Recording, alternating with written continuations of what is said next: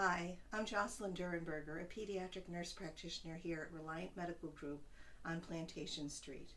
I am going to be talking to you today about pets and children, and Mickey will assist. Pets can be a very important part of a family life. Pets are often the child's first friend, so it's important to understand how children react and interact with children throughout their lives. The first time you may be thinking about pets is when you're actually expecting a child. Some families will rehome all the animals in the home when they find out that they're expecting. I do not recommend this. Children actually have better, more sturdy immune systems if they're exposed through animals throughout life.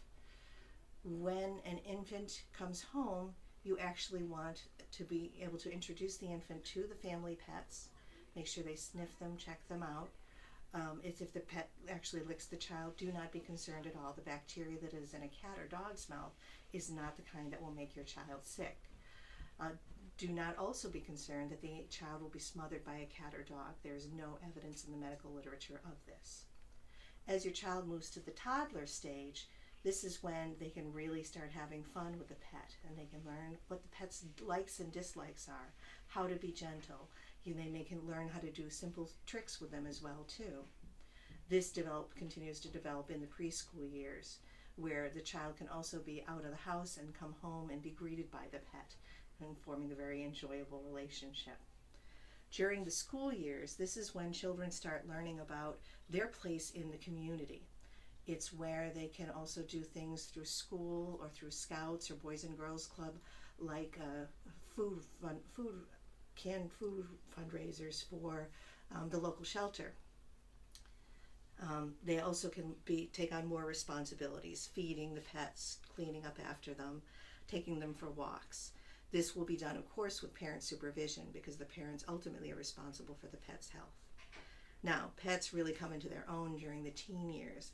This is when your child may come home from school, either be slighted by a friend, have problems with a test, or be simply emotional for no reason at all.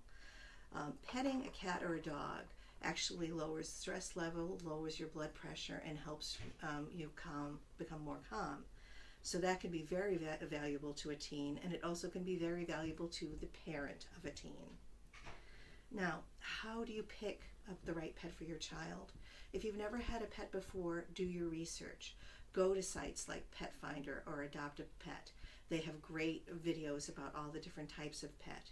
You may wish to start with a fish, which is usually easier, and yet you still start building your own skills about how to care for an animal. Pocket pets like hamsters, rats, gerbils can also be delightful companions, but you also need to know what kind of foods they should eat, whether it should be all pet store food or some fresh as well too. If you are looking at a cat or a dog, I highly recommend that you start looking at local rescues. They typically put their pets up on Pet Finder or Adopt a Pet, and the rescues want to make sure that it's a good match for you and your family. If you have a highly active family, they may pair you up with an adult dog that also came from a highly active family and who loves to play and romp with the kids outside.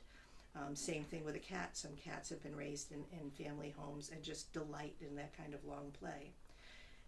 Your child, if they're quiet, may benefit by having a slightly older animal, like a dog or a cat, that might like to sit quietly with them as they draw or read.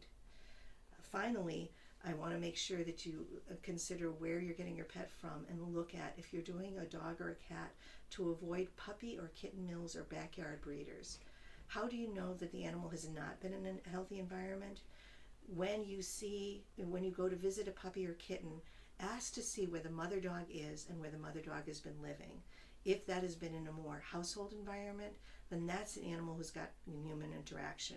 If they are not willing to show you that, be suspicious that that pet may not have had sufficient social interactions before that. So I would end this by saying I highly encourage you to adopt a pet. Animals like Mickey can be very enriching to a person's life. If you are interested in talking to me more about pets, please do drop me a line. Otherwise, I am accepting new human patients here at Plantation Street Pediatrics, and I would love to meet you.